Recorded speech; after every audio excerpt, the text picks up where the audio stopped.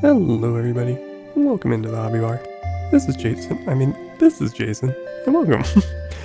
Today we'll be continuing work on this, our Shroud Queen, that we've been working on the past few weeks. Work on getting her done up and finished up.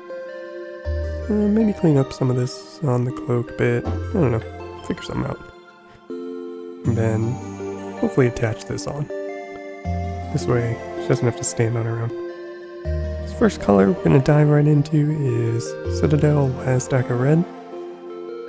Wanted to build up the red on the hair a bit more, and I noticed that I was kind of peeling off some of the hair, some of the paint, just by handling. So figure try covering it with some Citadel color, and hope that that'll rectify the issue. We'll find out if that happens later. But so far so good.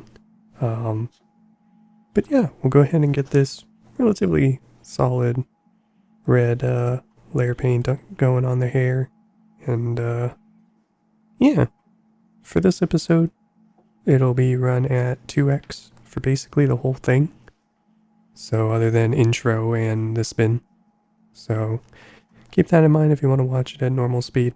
It'll just be constant the whole time. No need to play with the speed whenever speaking comes back up. You can just, well, other than if you want to listen to what I'm saying, because then it'll be awkward if you're playing with the speed. Otherwise, yeah, I'll catch up with y'all here when we get to the next paint on the list, after we finish up the hair.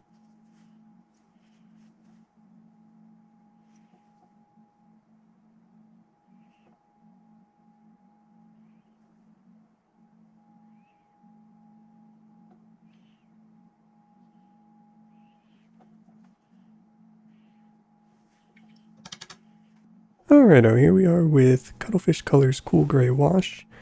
I wanted to hit the mask real fast with this and see if I can knock back the effect of the color shift paint. Just to try to change it up and see what we can, see if I can be happier with it, how it looks, because it was a bit bright. Then we go on to adding Ardcoat onto the boots.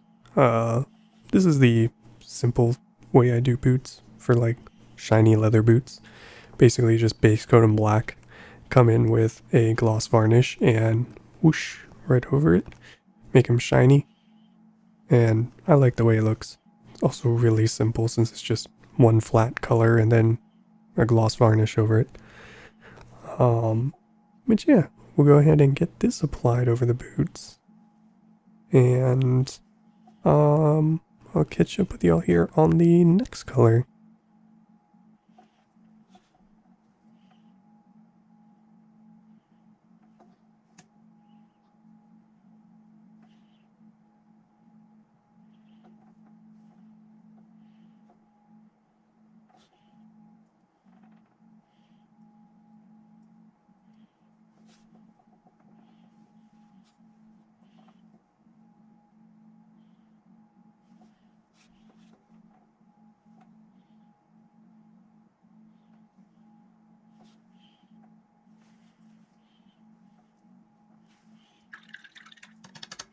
Alright, now we are on to Cuttlefish Colors Orange Wash. Wanted to add this onto the, and the gold. So, wanted to hit the gold with this orange just to try to give it some more depth of color. Maybe give it a little more variance. Pretty happy with how it turns out too. So, that's nice. There's some gold all over the place to hit too, and go ahead and do that.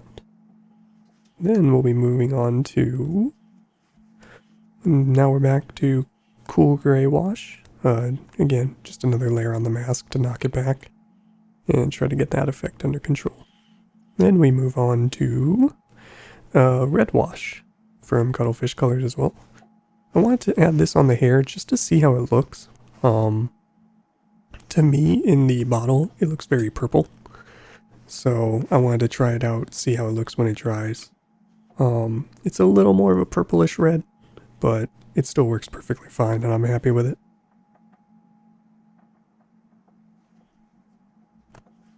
Then we're back to orange wash. Yeah, there's a lot of hopping back and forth between colors in this one.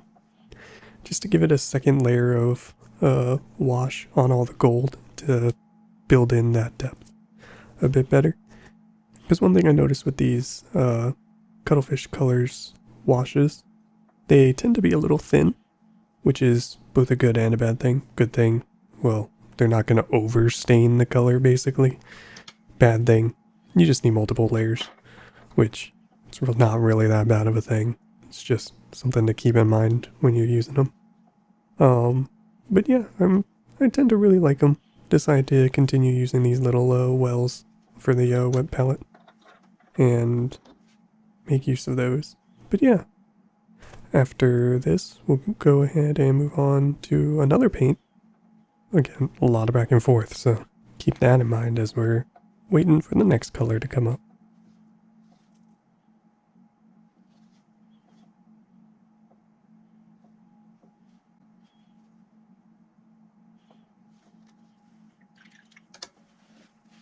Alrighty, we're back to Cool Gray Wash from Cuttlefish Colors here for a short bit. Just another layer on the mask, because I'm still not quite happy with it. It still seems a bit bright, but we'll see what we can do. Now we're on to Purple Wash though, and I want to add some Purple Wash into, there's like a couple of divots in the cloth, it looks like. So I figured, well, let's add some purple shadowy effects coming out of the clothing here. On the, there's a spot there on like the upper chest shoulder area, and there's like 3 lines down on the skirt area. Figure add those in. The purple wash probably won't do much over this really deep dark purple, black, blue that we have going on the shroud, so I'm not even bothering with that. I'm just trying it here on specific spots on the linen. And nice thing about these, they're fairly weak. Bad thing, they're fairly weak, so it needs a lot of coats as well. But next up, we'll be using some Ardcoat. Coming back in with the Ardcoat for a second layer on the boots. Usually for best effect I tend to use 2 layers of varnish. In this case gloss varnish again. And it seems to work perfectly fine, like no brush strokes or anything that stay after the second coat. But yeah. Go ahead and get this done, and then we'll move on to another color again.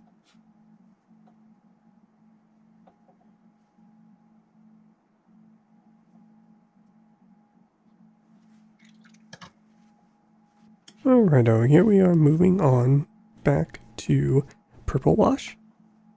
Try to get some more of this into the little recesses on the clothing where I wanted it to be a little more purple before we dive into Basilicanum Grey.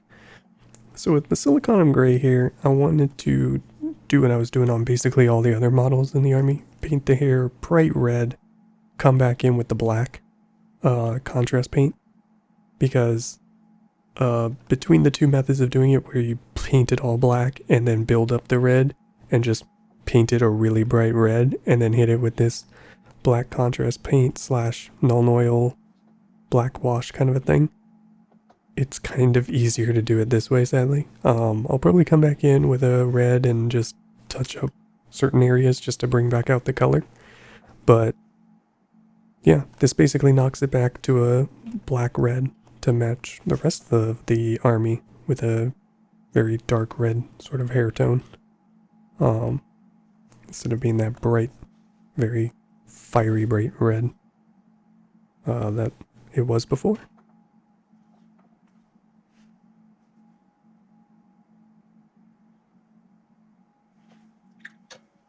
For the next color, we are on to Vallejo Gaming Black again.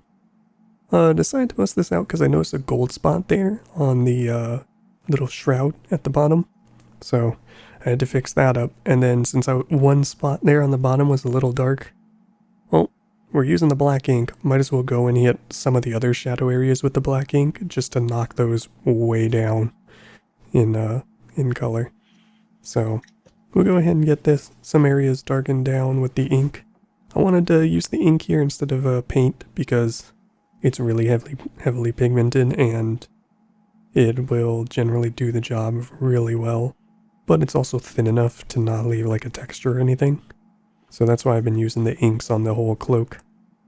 Hopefully I can figure out a way to get a white ink. I think there's there's a few companies that make a white ink, because I want to see how that'll work compared to the Vallejo game ink stuff. But that'll come another time.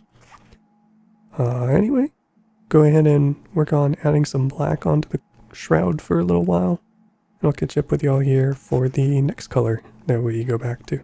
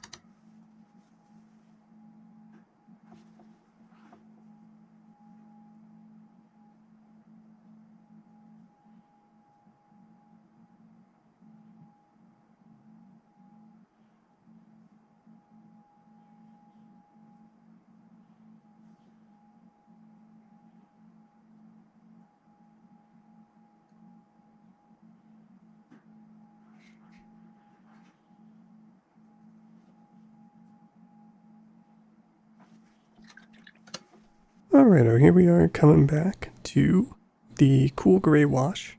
We're gonna use this again on the face mask, but I think one of these times I decide it's a little much and we'll knock it back. Now we are moving on to gluing it up.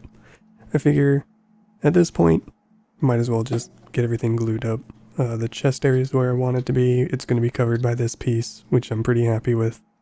Everything looks right about where it needs to be, so let's get this mini glued up, and this way I no longer have to hold her by awkward things and rub off paint, because that was the major issue I was having. Was I noticed the dagger was basically losing all of the primer that was on it. So to fix that, I wanted to get the glue up as soon as possible and figure we're at the point where not really going to work anywhere that's going to be covered up too much, so let's go ahead and get her assembled up onto the base. This way we can use a hobby handle to hold the mini instead of having to hold it by the dagger or hair or what have you and rub off paint. Anyway, catch up with you here on the next paint.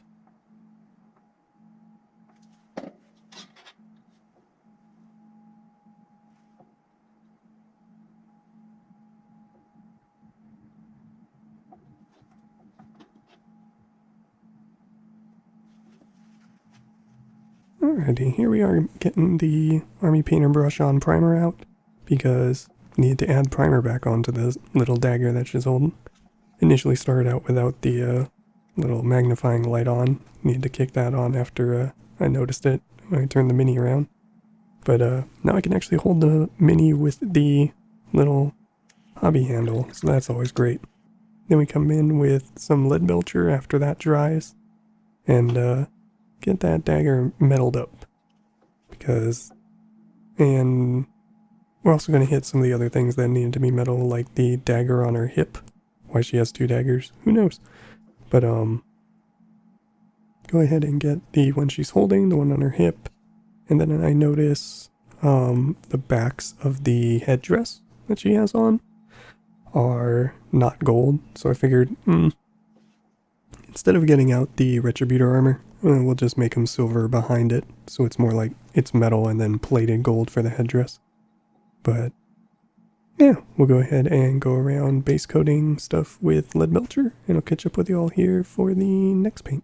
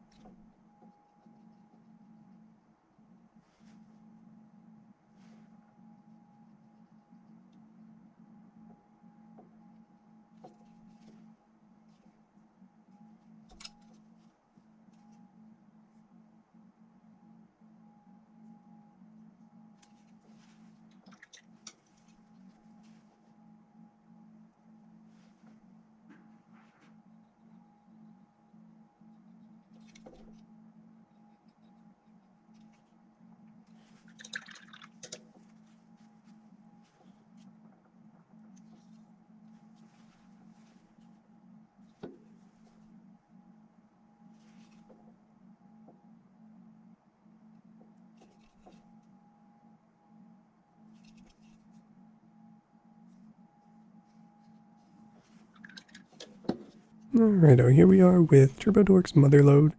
I noticed that the face mask was a little bit too dark gray, like I knocked it back too much, so I wanted to come in with a coat of Mother Lode again and just try to sort it out again. So we'll go ahead and get that done before we move on to some Citadel Aethermatic Blue. So I wanted to hit Aethermatic Blue along the edges of the dagger she's holding in her hand. Sort of as a throwback to the other elven metals that I've done in the army, which is Leadbelcher, then Aethermatic Blue for the whole dagger, just to make it sort of whimsically magical. Or using Quellia Green Shade, I think it's called, which isn't quite as blue, it's a little more green, but it's still very similar to Aethermatic Blue. Gives it a nice magical look. But go ahead and get this done up on the dagger she's holding. Catch up with you here shortly for the next color.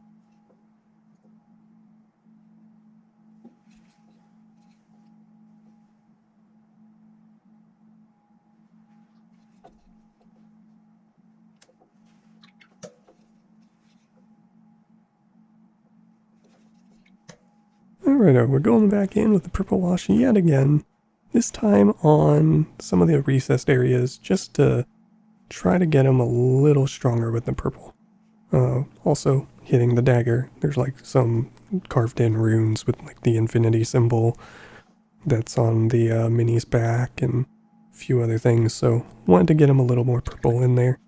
Figure this way can match some of the other areas on it. And then also come into the recessed area on the shoulder again, and on the waist, the skirt area again, just to try to make those stand out a little bit more.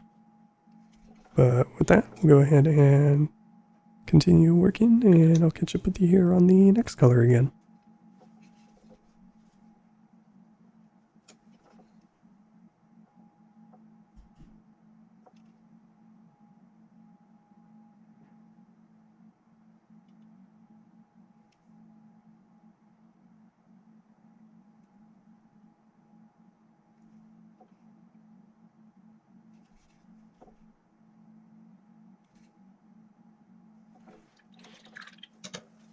Alright, here we are back with the brush on primer. Figure at the end of it, might as well get the base coated with primer. Because after the glue up I was like, well, might as well prep for next episode. So, go ahead and hit the base with brush on primer. This way it's ready to go. Been enjoying using the brush on primer overall. Just, it's nice and relaxing. It takes way more time than spraying primer onto stuff. But that's okay. It also just sort of lets me make sure I have an idea of where things are on the mini as well. Instead of just blasting them with primer and hoping I catch everything later. I can kind of catch details as I'm painting the primer on. But it's just me. There's pros and cons to it. It does take way more time though again than spraying it. But, as with everything has its ups and downs. But go ahead and continue getting the base primed up. I think I'll leave the rim black because I'll just paint it black anyway, just to see how it looks compared to the other minis in the army. But go ahead and wrap this up, and I'll catch you up with y'all here in a bit for the spin and last call.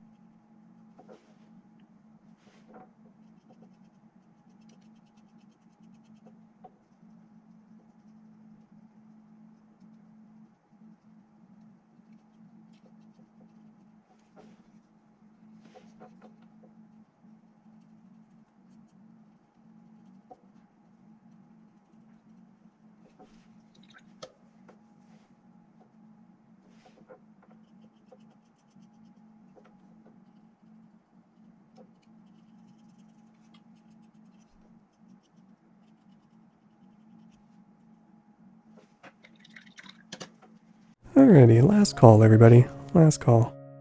So, for today's last call, tell me what you think of it just running flat out 2x speed.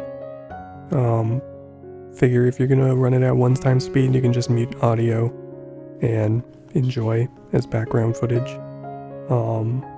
And yeah, we're coming towards completion on this mini. Not sure what piece we'll work on next, but we'll get that sorted and figured out here later on. But yeah, Also, if you have any thoughts on the little adjustment to the paint names, this way they're hopefully easier to read.